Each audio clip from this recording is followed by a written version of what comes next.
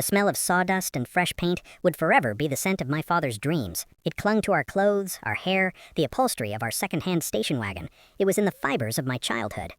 Logan & Sons custom cabinetry. The "and Sons" was aspirational when my father, Samuel Logan, painted it on the cinder block wall of his new workshop the summer I turned 12. At that point, there was only one son who mattered. Me, Michael. My younger brother, Jacob, was 7, and his primary contributions were stealing my pencils and building lopsided forts in the scrap wood pile. The business wasn't just our livelihood, it was our religion. Dinner table conversations were about dovetail joints, client consultations, and the eternal war against supply chain price hikes. My father, a bear of a man with carpenter's hands and an engineer's mind, didn't just build cabinets, he built sanctuaries. He listened to harried housewives describe their dream kitchens with a solemn patience usually reserved for confessionals. He'd nod, his blue eyes, the same shade as mine, squinting in thought, and then he'd translate their hazy visions into detailed blueprints, into cherry and walnut and quarter-sawn oak. "The wood has a story, Mikey," he'd tell me, running a calloused thumb over a sanded plank of maple. "See this grain? It's the history of the tree's life. Drought years, good years. Our job isn't to cover that up, it's to frame it, to make it the star of the show."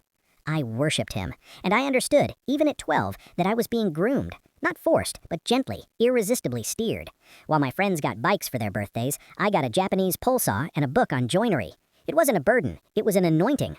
I loved the logic of it, the transformation of chaos into order, the tangible proof of a day's work. By 16, I could build a basic drawer box blindfolded. By 18, I was running installs with a crew of grizzled veterans twice my age, earning their respect not because I was the boss's kid, but because my cuts were clean and I didn't complain about hauling plywood. Jacob, meanwhile, lived in a different universe. Where I saw the poetry of grain, he saw dust and drudgery. He was a willowy, artistic kid, all nervous energy and big ideas that evaporated before lunch. He'd appear in the workshop doorway, a smudge of charcoal on his cheek from his latest sketchpad endeavor, and ask Dad for $20 for art supplies, which we all knew meant comic books and movie tickets. Dad would sigh, pull the cash from his worn leather wallet, and ruffle Jacob's perpetually messy hair. "Go on then, but tomorrow you're sweeping up. Everyone contributes." Tomorrow would come, and Jacob would have a stomachache, or a sudden urgent project for school, or he'd just vanish on his bike until dusk. The sweeping wouldn't get done. I'd do it, fuming after a 10-hour day. "Why do you let him get away with it?" I hissed at my mother once, after Jacob had dodged yet another weekend cleanup. Annie Logan was the quiet engine of our family, a woman whose kindness was a soft but unyielding force. She wiped her hands on a dish towel and looked at me with tired eyes. "He's different, Michael. He doesn't have your focus. He needs room." "He needs a kick in the pants," I muttered. "He needs his big brother to be patient," she corrected softly, and the guilt shut me up. The business grew. Logan & Sons became a respected name in our upstate New York County. We moved from the cinder block garage to a proper 5,000-square-foot workshop on the edge of town. We hired more guys. I became the de facto operations manager, ordering materials, scheduling jobs, handling the prickliest clients. Dad was the visionary and the master craftsman. I was the one who made the vision land on time and on budget. It was a partnership, unspoken but absolute. Jacob drifted through high school like a ghost. He had a small group of fellow dreamers, got decent grades when he bothered, and developed a passion for film that consumed him. He'd talk at dinner about Spielberg and Kubrick, about lighting and composition, while Dad and I discussed the merits of Blum soft close hinges versus grass. The fracture line appeared the summer after Jacob graduated. Dad sat us both down in his office, the air thick with the smell of coffee and cedar. "Boys," he said, leaning forward, his hands clasped, "the business is doing well, better than well. It's time to make things official." He looked at me, a proud smile in his eyes. "Michael, you've been my right arm for years. You've earned this. I'm making you a full partner. 25% ownership, effective now. The paperwork's with Frank Bellingham." A surge of pure electric joy shot through me. It was validation, crystallized. I was no longer just the son. I was a son, part of the legacy. I nodded, too choked up to speak. Then Dad turned to Jacob, who was examining a hangnail with intense interest. "Jake, you're a man now. You need a path. I want you in the business too. Not on the tools, I know that's not you, but we need a presence. Marketing, a website for God's sake, social media. You're creative. You could build us a brand. Start as a salaried employee. Learn the ropes. If you apply yourself, there's a place for you as well."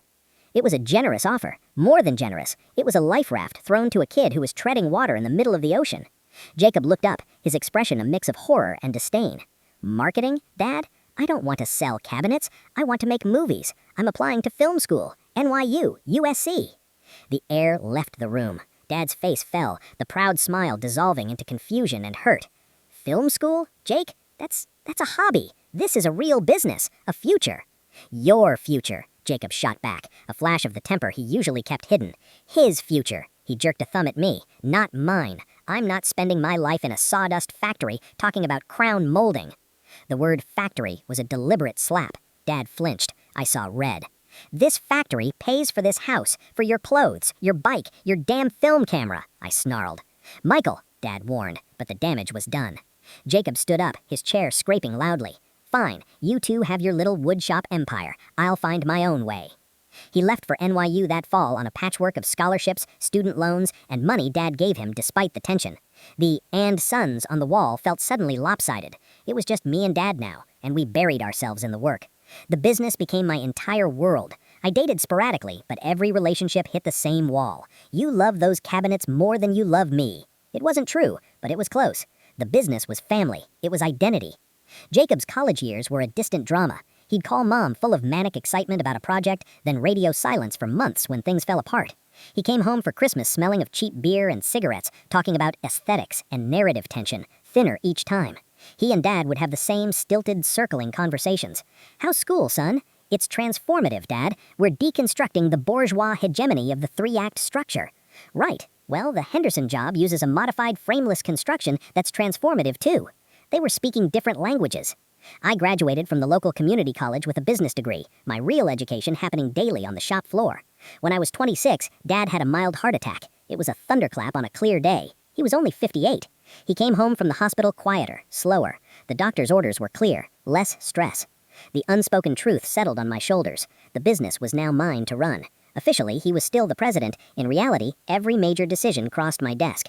I didn't mind. I thrived on it. I modernized the books, computerizing Dad's beloved but chaotic ledger system. I invested in a CNC machine, over Dad's initial skepticism. A machine can't feel the wood, Mike, which allowed us to take on more complex, lucrative commercial projects. Revenue grew by 30% in 2 years. I bought a modest house 5 minutes from the shop. Dad talked about updating his will, about making the partnership structure ironclad. It's you, Mike, he'd say, clapping my shoulder. You built this with me. It's yours. Then, the crash. It wasn't the 2008 financial crisis that hit us. We'd been prudent, survived that, but a personal one. Jacob, now 24, dropped out of film school 1 semester shy of graduation. His grand thesis project, a 40-minute dystopian noir, had been eviscerated by his professors. He arrived home in the middle of a Tuesday, a duffel bag of dirty laundry and shattered dreams in the back of a rusting Corolla. He was a ghost of himself. The silence in the wake of my father's pronouncement was a physical thing, a thick, suffocating wool packed into my ears, my mouth, my lungs. I remember the sensation of standing up from that chair in my parents' living room, the muscles in my legs firing on some autonomic command because my conscious mind had simply short-circuited. The world had dissolved into a high-pitched hum. I saw my father's mouth moving, his eyes shiny with tears and a terrible, pleading remorse. I saw Jacob's face, a slow-motion car crash of shock morphing into a kind of dazed, incredulous avarice. I didn't hear a word. I walked out. The drive from my parents' house to my own was 5 minutes. I have no memory of it. I must have stopped at red lights. I must have turned the wheel. I arrived in my driveway, the engine off, and sat there for an hour, maybe 2, as the late afternoon sun bled into dusk. The scent of my own workshop, a small detached garage where I did personal projects, wafted through the vent, mahogany and linseed oil. It usually calmed me. Now it smelled like a corpse. The phone began to ring. My mother, then my father, then Jacob. Then my mother again. The screen lit up the darkening cab of my truck, a pulsating beacon of the life that was now over. I didn't answer. I couldn't. What was there to say? Congratulations? Go to hell? Both felt equally hollow. The logical part of my brain, the project manager, fix the problem part, tried to engage. You have a 25% stake. That's not nothing. You have a salary. You have a position. But it was like trying to reason with a hurricane. The facts were irrelevant. The truth was in the gesture. The business was my child, and my father had just given it up for adoption to a feckless stranger, while telling me I could visit on weekends. I finally stumbled into my dark house. I didn't turn on the lights. I went to the fridge, took out a beer, and drank it standing at the kitchen sink, looking out at the silhouette of my workshop. I'd built those cabinets. I'd laid that floor. I'd earned every nail in this place. And now the central pillar of my identity, the sun, the air, the builder, had been yanked away, leaving everything unstable, prone to collapse. The next morning, I didn't go to Logan & Sons. For the first time in 15 years, I had nowhere to go. The shock had hardened into a cold, heavy stone of anger in my gut. I drove, but not to the workshop. I drove to Frank Bellingham's office. Frank was my father's age, his lawyer and golf buddy for 30 years. He'd drawn up my partnership papers. His receptionist, Linda, gave me a sympathetic, pitying look as she waved me back. She knew. The whole town probably knew by now. Frank's office was all dark wood and leather, the air smelling of lemon polish and regret. He stood up as I entered, his face grave. "Michael, I was wondering when you'd come." "Did you know?" My voice was rough, unused. He gestured to a chair and sank into his own. He informed me of his intentions after the second incident. I advised against it, strongly. I told him it was the worst kind of mistake, emotionally driven, legally messy, business suicide. Frank sighed, rubbing his temples. His mind was fixated on saving Jacob. He sees you as the strong one, the survivor. "The one he can afford to screw over," I finished, the bitterness corrosive. "It's not that simple, Michael. He's driven by guilt and fear. He looks at Jacob and sees a life about to be wasted, and he believes the business is the only life preserver he has to throw. He looks at you and sees a man who can swim to shore on his own." Frank leaned forward. "It's profoundly unfair, but in his damaged, emotional state, it makes a twisted kind of sense to him." "The paperwork?" I asked, my throat tight. Frank opened a file on his desk. "It's straightforward, and it's ironclad. Samuel Logan retains 10% ownership. Jacob inherits 65%. You retain your 25%. Jacob is named Chief Executive Officer and Chairman. You remain Chief Operations Officer. Your father's voting control is transferred to Jacob. The will is updated to reflect the same distribution upon his passing." The numbers were a clinical dissection of my betrayal. 65%, absolute control. Jacob could vote me out of my own job if he wanted to. "My salary?" I asked, the question making me sick. "Unchanged, for now. The board, which is essentially you, Jacob, and your father's non-voting share, can review compensation annually." I let out a short, bleak laugh. "So I'm to keep running the day-to-day of the company I built, reporting to my little brother who thinks our product is a box, while he reaps the majority of the profits? As COO, you are entitled to a percentage of the profits commensurate with ownership and performance," Frank said, his tone that of a man reading a eulogy.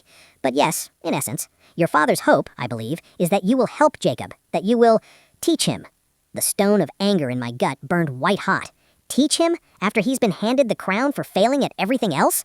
Frank had no answer for that. He slid a copy of the documents across the desk. "I'm sorry, Michael, truly. If you want to contest it, you could try, but he's of sound mind medically. It was his asset to dispose of. A court would see it as harsh, but not illegal." I took the papers. They felt vile. I stood up. "Tell me something, Frank, off the record. How long do you give it, with him in charge?"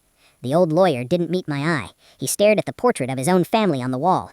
"A business like Logan and Sons, it's built on relationships, on trust, on knowing that when Sam Logan or Michael Logan gives their word, the job gets done and done right. That reputation is your bedrock." He finally looked at me. "Jacob has no reputation, and he doesn't understand the bedrock. So, to answer your question, I give it 18 months, 2 years if you carry him on your back the entire way."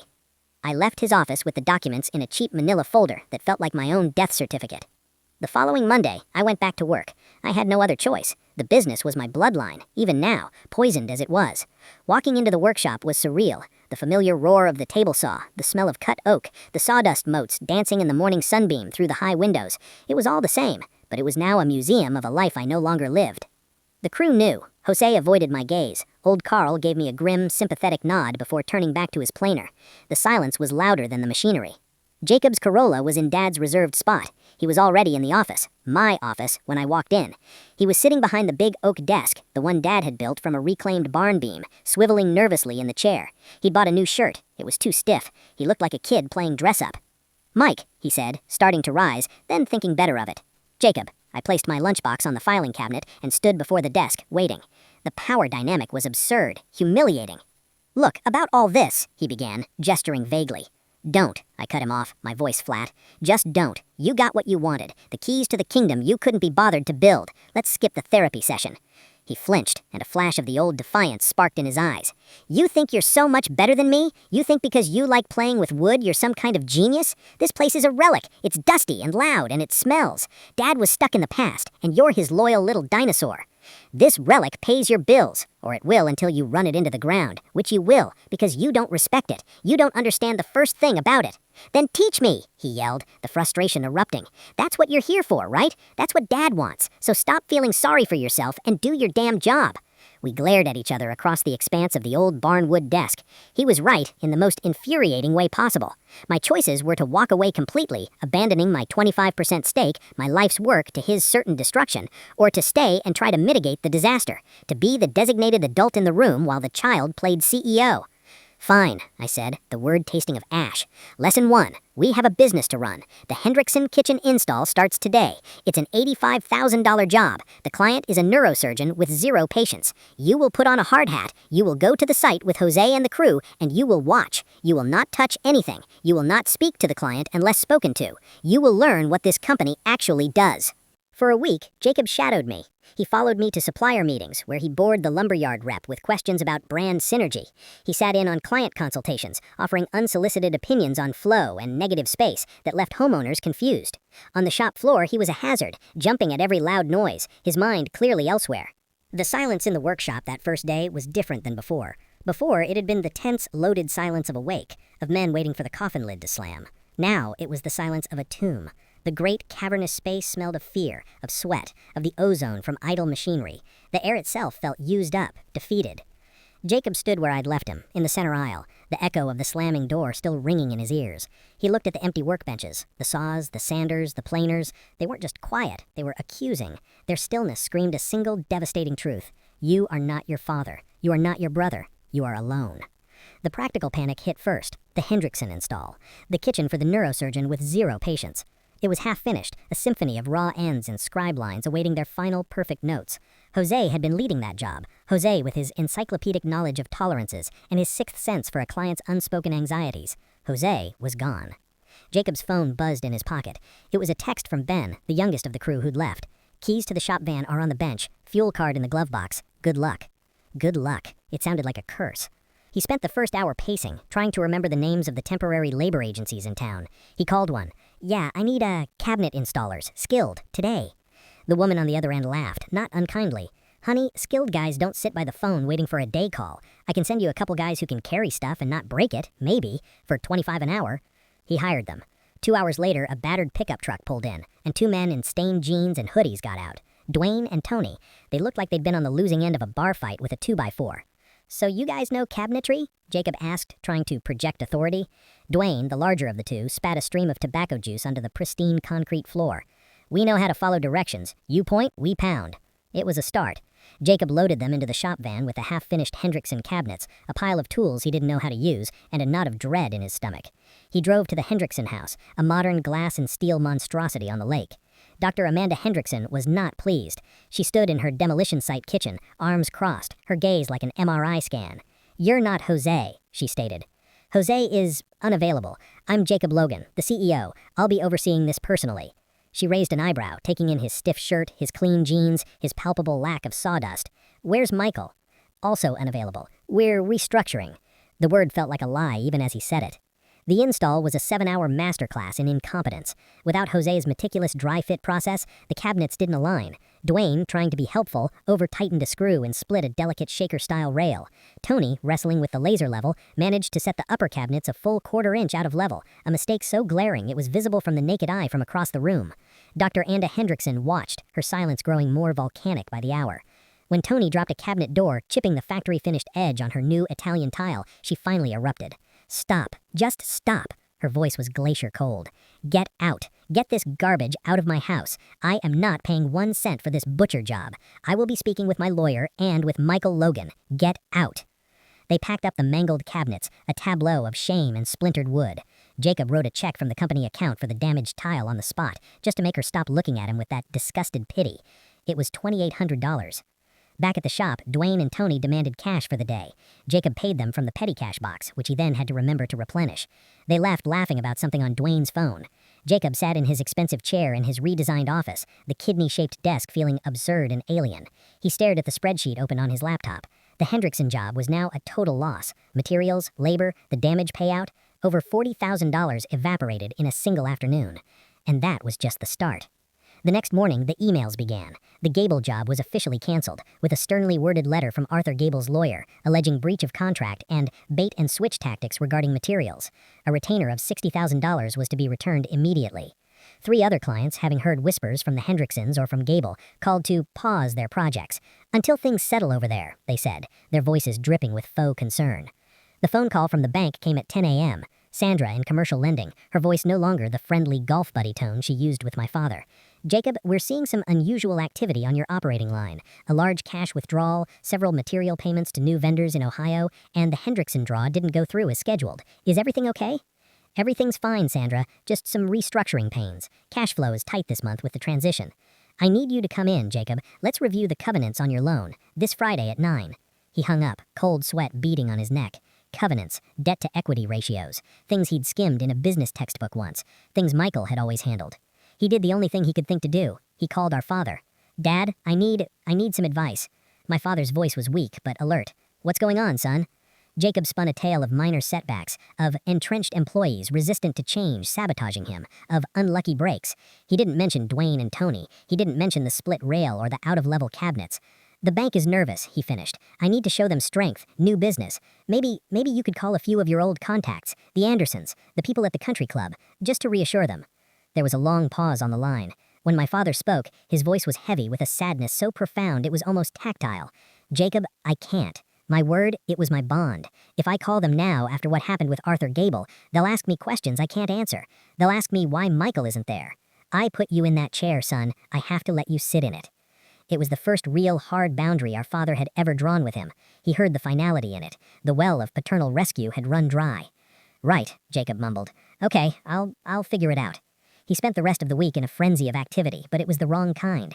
Instead of stabilizing the core business, he chased the shiny object. He became obsessed with the brand. He hired a freelance graphic designer from the city he found online to finalize the Logan Craft logo and build a new website. He spent $8,000 on photography for the site, stylized, moody shots of empty workshops and wood grain with no actual cabinets or happy clients in sight. He launched a social media campaign, buying ads that targeted people interested in luxury living and modern design. The engagement was zero. Comments on the posts were from bots or rivals. Nice saw. Where are the cabinets? The money bled out. The Ohio shop required 50% upfront on all orders. Jacob, desperate to prove his lean manufacturing theory, placed 2 more large orders for standard-sized cabinet carcasses, tying up another $75,000 in cash. They arrived, stacks of flat, anonymous boxes in the echoing workshop, a monument to his wrong-headed theory. Meanwhile, the real problems festered. The remaining jobs, the ones not grand enough for Michael and the A-team to steal, but too complex for Dwayne and Tony, began to spiral. A soffit detail was mismeasured, resulting in $3,000 of custom crown molding being cut too short. A subcontractor for granite countertops, no longer fearing the logistical wrath of Michael Logan, showed up 3 days late and installed a sink cutout on the wrong side. Client complaints rolled in like a tide, and with no one skilled to fix the errors, they turned into refund demands, then into threats of legal action. Jacob's solution was to throw money at the problems. He authorized refunds to make the shouting stop. He paid premium rates to other rival shops to send over their B crews to fix Logan and Son's mistakes, a humiliation that spread through the local trade like wildfire. The reputation my father and I had built over decades of stoic Swiss watch reliability was being dismantled in weeks. He stopped going to the shop. The silence there was too accusatory. He worked from home, from coffee shops, anywhere but the scene of the crime. The BMW sat in his driveway. He was afraid to drive it, as if the car itself judged him. The meeting with the bank was a bloodletting. Sandra had the spreadsheets. She showed him the plummeting receivables, the skyrocketing customer satisfaction refunds, the massive outlays to the Ohio vendor, the drained credit line. Jacob, you violated. The keys to the workshop felt alien in my hand. Not the old familiar weight of ownership and duty, but something lighter, more precarious. A tenant's keys. Arthur Gable's handshake had been firm, his gaze steady. The paperwork will be at your lawyer's by noon. Welcome home, Michael. Home. The word echoed hollowly in the cavernous, empty space. It wasn't home. It was a crime scene I was being paid to clean up.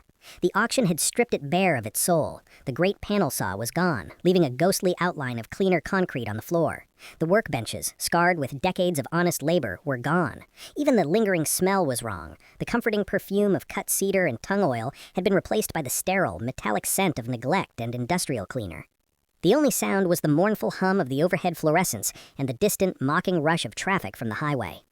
Jose stood beside me, his arms crossed, taking it in. Phantasma, he murmured. A ghost. We'll fill it, I said, more to convince myself than him. We'll make new ghosts. But first, we had to deal with the living one. Jacob didn't leave town. Where would he go? The life preserver had not only sunk, it had dragged him under. He moved out of his apartment. The landlord had gotten wind of the collapse and demanded cash up front, which Jacob didn't have.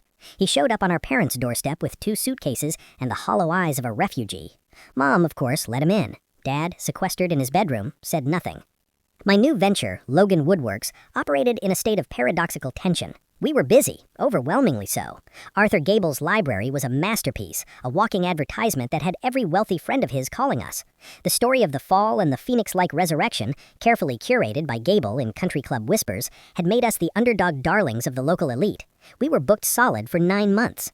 But we were operating out of my cramped 2-car garage. The glorious 12,000-square-foot workshop sat empty a mile away, a taunting symbol of scale we desperately needed but couldn't yet afford to equip. We were building $200,000 libraries on sawhorses. The irony was a bitter pill. The money from Gable's lease was a fiction, $1 a year. The real capital was sweat. Every cent we made went back into tools, material for the next job, and a modest, painfully earned payroll for Jose, Carl, Ben, and Leo. We were rebuilding a universe from atoms. I avoided my parents' house. The few times I went, the atmosphere was suffocating. Dad was a silent monument of regret. He'd emerge for meals, moving like a man underwater, picking at his food. He'd look at me, and his eyes would hold a question so profound and painful, I had to look away. Could you have saved it? Could you have saved him? Mom fluttered between us all, a nervous bird trying to mend a shattered nest with spider webs. Jacob was a ghost haunting the halls. He slept late. He spent hours on his laptop in the den, the blue glow etching his gaunt face. He was networking, he told Mom, exploring opportunities in digital content strategy. Translation, he was sending resumes into a void and getting no replies. The BMW was gone, repossessed by the leasing company, another piece of the dream stripped away. One rainy Thursday, about 6 weeks after the auction, he showed up at my garage workshop. The rain pattered on the corrugated metal roof, a sound that usually focused me. I was fitting the intricate secret compartments into a partner's desk for a federal judge, a Gable referral. Jose was at the bench sanding door fronts, the rhythmic shush, shush of the abrasive, a soothing metronome. The door creaked open. Jacob stood there, shoulders hunched against the damp, wearing an old hoodie of mine he'd apparently appropriated from our parents' house. He looked like a teenager who'd been caught skipping school. "Mike, got a minute?" Jose didn't look up, but the rhythm of his sanding slowed by half a beat. I set down my chisel. "I'm working, Jacob. What do you need?" He shuffled in, his eyes taking in the organized chaos, the smell of real work, the tangible proof of a world moving on without him. He looked sick with envy. "I need a job." The words hung in the sawdust-laden air. Jose's sanding stopped completely. I just stared at him. The audacity was so pure it was almost impressive. After everything, after the theft, the sabotage, the destruction, the very public immolation of everything I'd built, he wanted to walk into what I'd built from the ashes and get a paycheck. "You're not serious." "I'm dead serious." He took a step forward, a pathetic attempt at earnestness plastered on his face. "I know I messed up. I know what I did, but I need to start somewhere. I need to learn, for real this time, not as the boss, just as a guy, sweeping floors, carrying wood, whatever." I laughed, a short, bitter sound. "You think this is a rehabilitation center? You think you can just reset? You had your chance to learn, Jacob. You called it a sawdust factory. You called our clients bourgeois. You tried to replace craftsmanship with cheap boxes from Ohio. You don't want to learn carpentry. You want a lifeline. Again." His face hardened. The vulnerability vanished, replaced by the old defensive sneer. "So that's it? You're just going to let me drown? Your own brother?" "You're not drowning, Jacob. You're standing in the shallow end refusing to swim, and I'm not your swimming coach." I picked up my chisel. "There's a help wanted sign at the gas station on Route 9. I saw it yesterday. They're looking for a night cashier. That's a start. That's carrying wood." The rage flashed in his eyes, hot and familiar. "Fuck you, Michael. You always thought you were better. You got everything and you still can't spare a little charity for the family fuck-up." "I got everything by building it," I roared, finally losing my temper. The chisel clattered to the bench. "You were given everything, and you treated it like trash. You don't get to make your failure my moral obligation. Get out!" He stood his ground for a second, trembling. Then he turned and shoved back out into the rain, slamming the flimsy garage door so hard the whole structure shook. Jose let out a long, slow breath. "Familia," he said, the single word containing multitudes of understanding and sorrow. "He's not my responsibility," I said, my hands shaking as I picked up the chisel. "No," Jose agreed, softly, "but he is your brother, and a wounded animal is dangerous, Jefe. He has nothing to lose now." The prophecy came true sooner than I expected. The first sign was the website.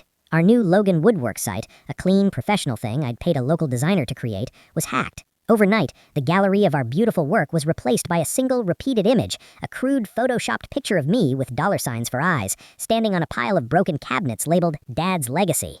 The contact form was spammed with thousands of fake enquiries. It took our IT guy 2 days to fix it, and the hosting company flagged us for malicious activity. I knew. Of course I knew, but I had no proof.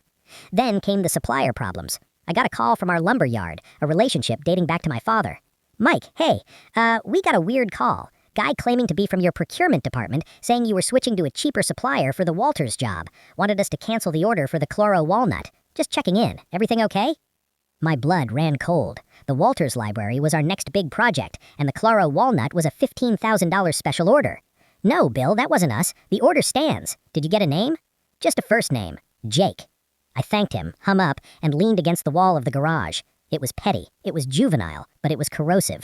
It was the strategy of a mosquito, small, annoying, potentially carrying disease. The final straw was the visit from the town building inspector. A Mr. Driscoll, a man with a clipboard and a perpetually suspicious squint, showed up at the garage. Received an anonymous complaint, he said, not unkindly. Operating a light industrial wood shop in a residentially zoned accessory structure. Noise ordinances, fire code violations regarding dust collection, improper storage of volatile finishes. He peered past me into the bustling space. You definitely are operating a light industrial wood shop in a residentially zoned accessory structure. It was a cease and desist. We could finish current work, but no new projects could originate from this location. We had 30 days to comply. The anonymous complaint. It had Jacob's fingerprints all over it. He'd grown up here. He knew the zoning laws. Success, I discovered, was a quieter, heavier thing than I'd imagined. It didn't roar like a table saw. It hummed like a well-tuned dust collector. Steady, constant, pulling the debris away to leave a clean, workable space. Logan Woodworks, ensconced in its resurrected home, didn't just survive. It thrived with a grim, determined vigor. The story of our rise from the ashes had hardened into local legend, a modern parable about craftsmanship versus hubris. We were the good sons, the reliable ones. The phone rang with a satisfying frequency. But the ghost of Logan & Sons was a tenant who refused to be evicted. It lived in the slight echo that still lingered in the high corners of the shop, a whisper of the old machinery's roar. It lived in the faces of older clients who'd sometimes slip and call me Sam before correcting themselves. Most of all, it lived in the unspoken presence of my brother, a phantom limb that ached with every family gathering, every holiday card my mother still sent with only 3 names signed inside. Jacob had vanished into the hinterlands of the gig economy. Mom, through tearful, hushed phone calls, relayed fragments of information gleaned from his sporadic late-night texts. He was driving for a delivery service in a city 2 hours south. He was working overnight security at a warehouse. He was consulting for a friend's failed startup. Each job was more transient, more anonymous than the last. He was a stone skipping across the surface of life, never sinking in, just bouncing toward the next inevitable plunge. Dad never asked about him. The subject was a locked room in a house we were all afraid to enter. My own life condensed into a binary state, the shop and the empty house I returned to only to sleep. I dated a nice woman named Elena for 6 months, a graphic designer with a warm laugh who loved the smell of sawdust on my clothes. It ended amicably over a dinner where she gently pointed out that my first love was, and would always be, a table saw. She wasn't wrong. The business was my spouse, my child, my religion. It was the vindication I'd craved and the prison I'd built for my own grief. The first crack in the new foundation appeared on a Tuesday in the form of a breathless phone call from our most reliable supplier, Bill, at the lumberyard. Mike, you gotta hear this. You're not gonna believe it. Bill's voice was a mix of outrage and gleeful gossip. I just got a quote request for chloro walnut for a massive media wall unit. The specifications are, well, they're your specifications, Mike. The ones from the Thompson job last year. The double-sided floating shelf design with the integrated LED channels. I'd know you're drafting anywhere. Ice water trickled down my spine. Who's the request from? Company called Artisan Millworks. No address, just a Gmail contact. But the guy who called to follow up, he asked for me by name, knew about our special relationship. Sounded young, trying too hard to sound professional. Artisan Millworks. The name was a bland, generic camouflage, but the theft of my designs was a signature. Did you give him a quote? Hell no, Bill snorted. I told him our chloro was all allocated for a preferred client, which is you. But Mike, he's shopping your designs, and he's not just shopping them to me. He's hitting every supplier in the Tri-County area. He's pricing you out. I hung up, my mind racing. This wasn't Jacob's old petty sabotage, the zoning complaints, the spam. This was strategic. This was commercial. Someone was trying to compete with me using my own blueprints as their weapon. Over the next week, the shadow took shape. Artisan Millworks and a bare-bones website, stock photos of wood, vague promises of bespoke quality. They had no shopfront, no listed address, but they were bidding, aggressively. On the RFP for the new public library's donor recognition wall, on the luxury condo development downtown, on every job I was counting on to take Logan Woodworks to the next level. Their bids were always 15 to 20% lower than mine, impossibly low. A bid that low on complex custom work wasn't undercutting, it was suicide. Unless your overhead was zero, unless you had no shop rent, no full-time crew, no insurance, and no scruples about stealing intellectual property. Jose called it first. We were reviewing a brutally low artisan bid for a hotel lobby project. Jefe, he said, tapping the printed sheet, this is not a business, this is a ghost. It has no body, only a mouth eating our food. A ghost. The word resonated. I drove to the city where Jacob was last rumored to be, a once industrial town, now dotted with grim strip malls and endless rows of beige apartment complexes. I didn't know his address, but Mom had mentioned the name of the warehouse where he'd done security. It was a vast, decaying complex on the polluted riverbank. I parked across the street and waited. The shift change was at 4 p.m. At 4:15, a figure emerged from a side door, slouching in a cheap nylon security jacket. Jacob. He was thinner, his shoulders permanently hunched as if against a perpetual wind. He lit a cigarette, the flare of the match illuminating his hollowed face. He didn't look like a mastermind. He looked like a lost, tired man waiting for a bus that would never come. I watched him trudge to a beat-up Honda Civic, the Corolla had finally died, and drive away. He wasn't running a clandestine cabinet business. He was barely running his own life. The mystery deepened, turning from personal to professional threat. Then, the first client called. It was Susan Leibowitz, a high-strung, brilliant architect I'd done several high-profile jobs for. Her voice was tight with controlled fury. "Michael, we have a problem. The concept drawings for the Vance residence, the ones I emailed you last week, have appeared in a proposal from another shop, a shop called Artisan Millworks. They're presenting my custom design as a standard offering. How did they get my drawings?" My blood ran cold. "Susan, I have no idea. My systems are secure. I'll look into it immediately." "You'd better, because if I can't trust you with my IP, I can't trust my clients with their homes." She hung up. A systemic leak. It had to be digital. I hired a cybersecurity consultant, a friend of Elena's. His name was Derek, and he looked like a skateboarder but spoke in the grim dialect of firewalls and intrusion detection. 2 days later, he called me into the office, his usual casual demeanor gone. "Whoever it is, they're good. Not genius level, but clever. They didn't hack your server. That's tight. They phished you." He showed me on his laptop, a replica of my email login page sent to my business account 3 months prior. The sender address was 1 letter off from a regular client's address. I must have clicked it in a busy moment, entered my credentials. Once they had those, they had a backstage pass to my entire digital world. Client emails, project folders, design files, bid proposals, supplier lists. They've been inside your inbox for months, watching everything, reading every specification, every quote, every client conversation. They've been shadowing you, learning your costs, your timelines, your relationships. Then they undercut you with perfect precision. The violation was absolute. It felt like coming home to find a stranger had been living in my closet, wearing my clothes, reading my diary. This wasn't just competition. This was identity theft on an industrial scale. "Can you trace it?" My voice sounded hollow. "The phishing server was offshore. The Artisan website is hosted through a privacy shell. The Gmail account is a burner. This is a cutout operation. But," Derek zoomed in on a line of code, a header from an automated email alert the hacker had set up within my own system. The email, Derek said, went to mtorin1856@gmail.com. Derek pulled up a map, the main branch of the county library system, right here in town. The hacker wasn't in some distant city. He was here, using public computers to monitor his theft. I spent the next Saturday at the Central Library, a grand, imposing building of carved stone. I didn't know what I was looking for. A face? A revelation? I sat at a bank of public computers, pretending to browse, watching. It was a cross-section of humanity. Students, elderly people checking email, job seekers polishing resumes. And then I saw him. He wasn't at the computers. He was in the periodical section, hunched over a large folio of Architectural Digest magazines. He was in his late 20s, dressed in clean but cheap chinos and a generic polo shirt. He had a focused, hungry intensity, taking furious notes in a spiral-bound notebook. He looked like a student, or a very diligent hobbyist. But on the chair beside him was a portfolio case. Sticking out of the side flap, I saw a corner of a blueprint. Not a printout, a real old-school vellum blueprint. And in the bottom right-hand corner, visible from across the aisle, was a faded, familiar stamp. Logan & Sons Custom Cabinetry, Job 7812. My father's stamp, from his old drafting table. A physical artifact from the corpse of the old business. The man wasn't just a digital thief, he was a scavenger. He had gotten his hands on the physical archives of the old business. I waited until he packed up, the blueprint carefully tucked away. I followed him out of the library at a distance. He walked with purpose to a battered silver Ford Ranger, not Jacob's car. The truck had a magnetic sign on the driver's door, freshly stuck on, its edges still clean against the dirty paint. It read, Artisan Millworks,